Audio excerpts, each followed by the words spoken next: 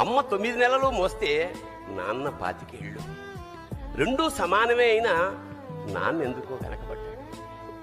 ఇంట్లో జీతం తీసుకోకుండా అమ్మ, తన జీతం అంతా ఇంటికే ఖర్చు పెడుతూ నాన్న, ఇద్దరి శ్రమ సమానమే అయినా అమ్మ కంటే నాన్న ఎందుకో వెనకబడ్డాడు.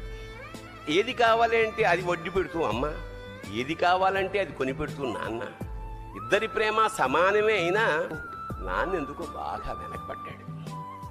ఫోన్లోనూ అమ్మ పేరే, దెబ్బ తగిలినప్పుడు అమ్మ అని పిలవడే, అవసరం వచ్చినప్పుడు తప్ప మిగతా అప్పుడు గుర్తురానందుకు నాన్న ఎప్పుడైనా బాధపడ్డా? అమ్మకి అన్నో కొన్నో బంగారు నగలు, నాన్నకి బంగారం అంచున్న పట్టు పంచొకటి. నాన్న ఇలా వెనకబడిపోవడానికి కారణం ఆయన మా అందరికీ వెన్నెముక కావడమే. వెన్నెముక వెనక ఉండబట్టే కదా దన్నుగా నిలబడగలుగుతున్నాం. ఇదేనేమో నాన్న వెనకబడిపోవడానికి కారణం.